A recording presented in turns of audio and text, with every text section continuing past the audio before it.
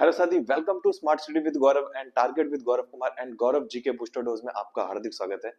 जैसे कि आप पीछे बोर्ड के पीछे देख ही रहे होंगे कि आज हमारा जो टॉपिक है वो टॉपिक एक ऐसे केस के बारे में है जो आजकल बहुत ज्यादा कह सकते हो कि चर्चा में है। ये एक चर्चा का कारण बन चुका है। कहते हैं कि इसके पीछे आज के टाइम में अगर आप देखो तो बच्चे हम लोग जब पॉलिटी पढ़ते हैं ना तो उसमें एक आर्टिकल आता है, आर्टिकल नंबर 21, जो ये कहता है कि हर किसी इंसान को अपना जीवन जीने का अधिकार है, जिसे कभी कभी हम राइट टू लाइफ कहते हैं। और ये बात हमें शान से जीने का अधिकार देता है आर्टिकल 21। ये आप लोग कई बार पॉलिटी में पढ़ चुके होंगे। हमारा जीवन ना, जो हमें नेचर ने दिया है ना, जो हमें भगवान ने दिया है, बड़ा अनमोल है। पर कभी कभी कुछ ऐसी सिचुएशन आ जाती है बच्चे, जिसके अंदर हम लोग कभी कभी ऐसी कंडीशन पैदा हो जाती है कि इंसान को अपने लाइफ से ज्यादा उसे लगता है कि मरने में ही संतुष्टि है। एक ऐसा केस जो बहुत सालों से चलता आ रहा है। हालांकि उस केस के पीछे अगर हम कहानी उठा के देखें तो उस कहानी को 13 साल हो चुके हैं। उस 13 साल की घटना आज सुप्रीम कोर्ट के कहने से, जिसने हमें जीवन जीने का अधिकार दिया है, आज वही कह रही है कि इस आर्टिकल 21 को, उसकी लाइफ को, उसकी लाइफ से छीन लिया जाए। उसका रीजन है बच्चे, क्योंकि जो बंदा अपनी लाइफ को अच्छे से जी नहीं पा रहा था ना, उसका मरना ही एक तरीके से सही माना गया। और ये सुप्रीम कोर्ट का भी कहना था कि उसे इच्छा पूर्ण मृत्यु दे दी जाए। अब ये इच्छा पूर्ण मृत्यु भी आते हैं। इच्छा पूर्ण मृत्यु किसे कहते हैं? इसे हम कह सकते हैं कि ग्रीक लैंग्वेज में या एक लैटिन लैंग्वेज में इसे हम यूथेनेशिया वर्ड बोलते हैं। क्या बोलते हैं? यूथेनेशिया। तो ये जो कहानी जो आप लोगों के सामने मैं रख रहा हूँ, ये एक बहुत जाने माने व्यक्ति की है जिसका नाम है हरीश राणा। ये बच्चे गाजियाबाद के रहने वाले हैं, उत्तर प्रदेश के। और इनकी महज उम्र इनकी 32 साल। सॉरी, इनकी महज उम्र इनकी 32 ईयर्स है। और 32 साल से, कहते हैं कि 32 साल की उम्र है इनकी। और इनके साथ एक बहुत गहरी घटना हो गई थी। ये किसी छत से, कह सकते हैं 2013 की घटना थी, किसी छत से ये जब ये गिरे तो इनकी बॉडी में कुछ ऐसी इंजरीज हुई कि इनकी बॉडी में, बॉडी का जो फिजिकल, कह सकते हैं ना, फिजिकल जो रिस्पॉन्स था वो करना ही बंद हो गया। जिसकी वजह से ना इनका हाथ पैर कुछ भी नहीं हिल पा रहा था। पर ये है कि मेडिकल साइंस के अंदर ये जिंदा माने जा रहे थे। इनके बॉडी में हाथ पैर वर्क नहीं कर रहे हैं। इनकी सेंसेशंस हो रही हैं, मतलब आंखें बंद हो रही हैं, खुल रही हैं, बंद हो रही हैं, खुल रही हैं। वो जिंदा है। पर वो जिंदा रखने के लिए इनको एक मशीन के सहारे छोड़ा गया। वही मशीन के सहारे ये लंबे समय से, 2013 से इनकी हालत ऐसी हुई और 2026 तक ये ऐसे ही रहे। यानी 13 साल तक बच्चे, 13 साल कोई कम नहीं होते। 13 साल तक ये इंसान एक बेड पर लेटा रहा। और इस बेड पर लेटे लेटे इसकी पीठ के पीछे बेड सोर्स हो गए। बेड सोर्स का मतलब होता है इतने गहरे घाव, जिसकी वजह से इसका पीठ का मांस गलने लग गया। और इसकी बॉडी इतनी ज्यादा कमजोर हो चुकी थी कि डॉक्टर्स का ये भी कहना था कि ये मान सकते हैं कि ये बचने लायक नहीं है। ये हो सकता है कि जब तक ये मशीन चल रही है तब तक ये जिंदा है, और मशीन चलते चलते भी इनकी डेथ हो सकती है, ये भी नहीं कह सकते। तो तो कहते हैं कि इनकी जो फैमिली थी ना, मतलब जिनका बेटा था हरीश राणा, हरीश राणा के जो अटेंडेंट थे, अटेंडेंट का मतलब होता है बच्चे, जो इनके फैमिली मेंबर्स हैं, वो बच्चे बहुत, 13 साल से बच्चे परेशान थे। वो इस बात से ज्यादा परेशान थे कि हम 13 साल से अपने बच्चे को इस ख्वाहिश में देखना चाहते हैं कि ये ठीक हो जाए। पर 13 साल तक बेचारा बेड सोर पर रहा। सबसे पहले इन फैमिली को एक सबसे बड़ी दिक्कत आ रही थी, फाइनेंशियल लॉसेस। ठीक है जी। एक बहुत भयानक ऐसी आपदा से गुजर रहे थे कि भाई हॉस्पिटल का खर्चा आपको पता है, एक बेड चार्जेस आज देखो 10,000 रुपए का है। बच्चे 13 साल तक ये कैसे फाइनेंशियल क्राइसिस को झेल रहे होंगे। दूसरा, इनके माता पिता पर इमोशनल ब्रेकडाउन हो चुका था। ये पूरी तरीके से इमोशनली ब्रेक हो चुके थे। मतलब ये मान के चल सकते हो कि इनके अंदर अब वो ताकत ही नहीं रही कि वो अपने बच्चे को एक तरीके से देख सके कि हमारा बेटा ठीक हो सकता है। तीसरा कारण, इमोशनली ब्रेक हो गए, फाइनेंशियल लॉसेस हो गया। और तीसरी की सबसे बड़ी चीज सर, एक एम्प्लॉयमेंट जिसे हम कहते हैं ना, रोजगार, वो रोजगार इनका छूटता जा रहा था। मतलब फैमिली कब तक अपने अपनी छुट्टी कर कर कर अपने बच्चे को देख रेख करेगी।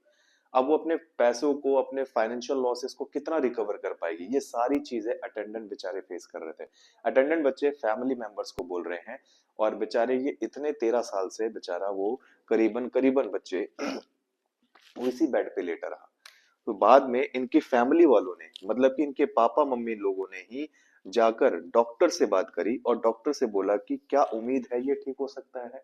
तो डॉक्टर ने बोला कि कोई उम्मीद नहीं है, और हम तो ये भी कहेंगे कि ये ठीक नहीं भी हो सकता, ये कभी ठीक नहीं हो सकता, इसका कोई इलाज ही नहीं है, ये जब कब तक रह सकता है जिंदा, अब ये भी नहीं कह सकते। तो उनके मम्मी पापा को लगा जब ये ठीक ही नहीं हो सकता, तो कम से कम ये इच्छा पूर्ण मरी जाए तो ज्यादा बेटर है। तो कम से कम ऐसा बताते हैं, सुप्रीम कोर्ट के अंदर इनके माता पिता गए, और वहां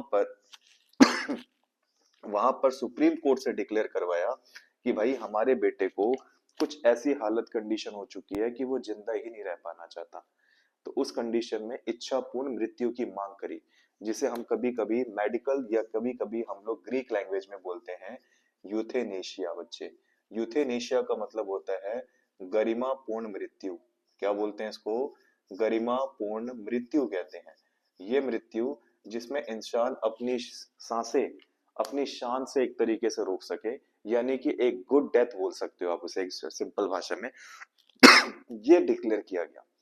इनके माँ बाप ने सुप्रीम कोर्ट से अपील डाली, और ऐसा कुछ बोला कि हमारे बेटे को, या हमारी कंडीशन ऐसी हो चुकी है कि अब हम इतना क्राइसिस झेल चुके हैं, लेकिन ये फिर भी नहीं ऐसी हालत हो पा रहा।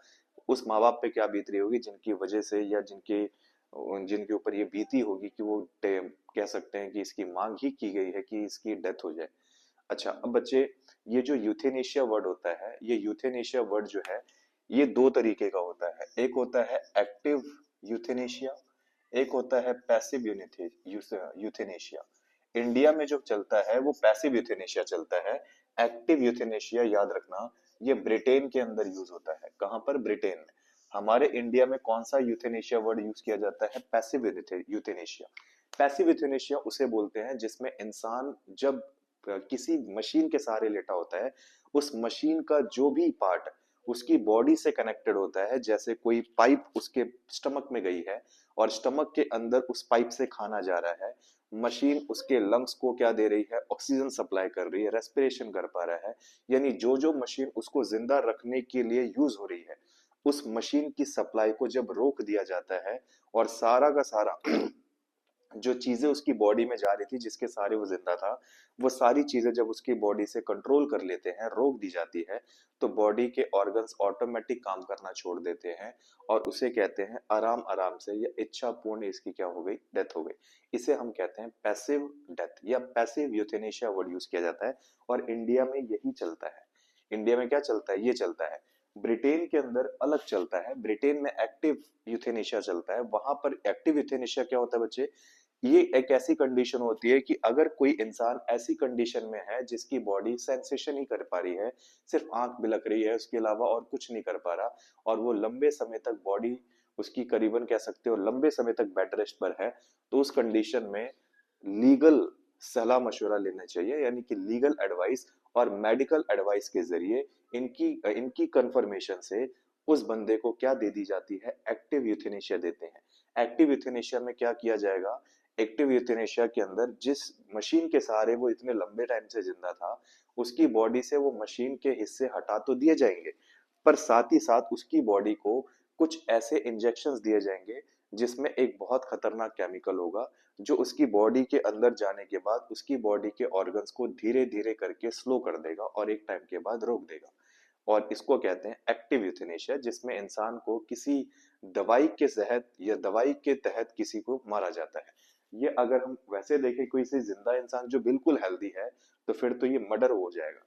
पर अगर कोई ऐसी हालात में है कि वो सरवाइव ही नहीं कर सकता, सरवाइव करना ही नहीं चाहता, तो उस कंडीशन को बच्चे कभी कभी कहते हैं हम लोग एक्टिव यूथेनेशिया।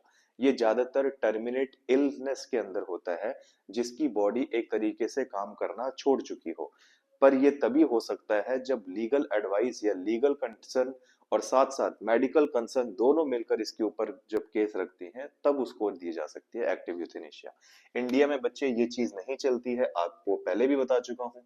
भारत में चलता है पैसिव यूथेनेशिया। और इन भाई साहब को, जिनकी हम बात कर रहे हैं हरीश राणा केस की, ये 13 साल तक ऐसी ही बेड सोर्स पर रहे। और इसके बाद इनकी फैमिली ने सुप्रीम कोर्ट पे अपील करी। सुप्रीम कोर्ट ने खुद डिक्लेयर कर दिया कि इस बंदे को पैसिव यूथेनेशिया दिया जाए।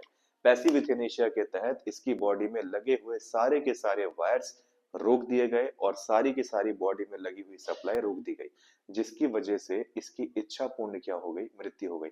इंडिया में पहला ऐसा केस जिसको पूरी तरीके से बोला गया पैसिव यूथेनेशिया, और सुप्रीम कोर्ट ने इसे खुद डिक्लेयर किया है। बच्चे इससे पहले एक और केस आया था, 1973 की बात है वो। 1973 में एक बहुत जानी मानी औरत थी जिसका नाम था अरुणा शानबाग। अरुणा शानबाग जो थी ना, ये एक ऐसी फीमेल थी जो एक किसी हॉस्पिटल में नर्सिंग का काम करती थी। और इसके साथ 1973 की घटना है ये। उस समय क्या हुआ, इसी हॉस्पिटल के अंदर किसी स्टाफ मेंबर ने इसके साथ दुष्कर्म किया या रेप किया, और इसकी हालत ऐसी कर दी कि शायद ये लड़की या जो औरत थी ये जीने लायक भी नहीं रही। इसकी किसी हड्डी को ऐसा तोड़ा इसने कि वो हड्डी ऐसी कंट्रोल के बाहर निकल गई कि ये मान के चलो कि ये सरवाइव करने लायक नहीं रही। और इसकी हालत भी वैसी हो गई जैसे हरीश राणा की थी। और ये करीबन 40 साल तक, 40 साल तक बच्चे ये बेड रेस्ट पर रही, 40 साल तक बेड रेस्ट पर रही और ये जिंदा थी। 40 साल तक बच्चे, बहुत बड़ी बात होती है। ये 13 साल तक था, वो 40 साल तक बेड रेस्ट पे रही और उसकी पूरी बॉडी का बेड सोर, मांस सड़ना, मांस गलना, उसकी भी मांग उठाई गई कि भाई अब इसका क्या करना है। तो कहते हैं कि इसके लिए भी एक डिमांड उठाई गई कि इसको भी क्या दिया जाए, पैसिव यूथेनेशिया। पर इसको पैसिव यूथेनेशिया देते समय इसकी फैमिली वालों ने क्या कर दिया, जो अरुणा शानबाग थी इसकी फैमिली वालों ने क्या काम कर दिया, इसके लिए एक तरीके से क्या है, लामा, लामा एक वर्ड होता है, इसे हम कभी कभी एक मेडिकल कह सकते हैं कि legal advice for medical against, या कह सकते हो legal against for medical advice. एक वर्ड यूज किया जाता है जो जनरली अपने बच्चों को या किसी अपनी फैमिली मेंबर्स को बचाने के लिए ये वर्ड यूज करते हैं, लामा। मतलब कि आपकी हिम्मत कैसे हुई कि हमारे बच्चे को मारने की। ये एक लामा होता है जो मेडिकल के अगेंस्ट में उठाया जाता है, जो फैमिली मेंबर्स उठाते हैं। उस कंडीशन में इसको फिर भी सरवाइव करने के लिए उस बेड रेस्ट पे छोड़ा गया। बाद में पता लगा कि इसकी एक भयानक निमोनिया से डेथ हो गई, और ये कुछ समय के बाद इसकी भी क्या हो गई सर, मृत्यु हो गई थी। मतलब ये एक तरीके से ऐसे नहीं मरी कि इसको हम पैसिव यूथेनेशिया दिया गया, ये निमोनिया से मर गई थी। पर ये बंदा जो है, इसे रिसेंटली अभी हाल ही में पैसिव यूथेनेशिया के तहत इसकी क्या हो गई बच्चे, डेथ हो गई। तो आज का केस हमारा हरीश राणा का केस था, जिसके अंदर हमें आपको ये समझाना था कि सुप्रीम कोर्ट का एक नया ऑर्डर आया है जिसने उसमें पहली बार पैसिव यूथेनेशिया का यूज किया है। ठीक है जी। हालांकि आपको पता है हमें सबको शान से जीने का अधिकार है, अपनी हेल्थ पर ध्यान देने का अधिकार है, अपनी हेल्थ को मेंटेन करने का अधिकार है। सरकार का भी फर्ज है आपकी हेल्थ का ध्यान रखना। इसीलिए वो आपको बड़ी बड़ी बीमारियों के लिए फ्री ऑफ कॉस्ट वैक्सीनेशन देती है। और ये बात हमारे संविधान के आर्टिकल नंबर 21 में भी लिखी है, अगर आपको जीने का अधिकार है तो सामने वाले को भी जीने का अधिकार है। आप उसकी लाइफ नहीं छीन सकते, वो आपकी लाइफ नहीं छीन सकता। इसीलिए अपने लाइफ को और अपने हेल्थ को बहुत अच्छा और अच्छे से सुरक्षित रखें। मिलते हैं बच्चे नेक्स्ट वीडियो के अंदर, तब तक के लिए धन्यवाद।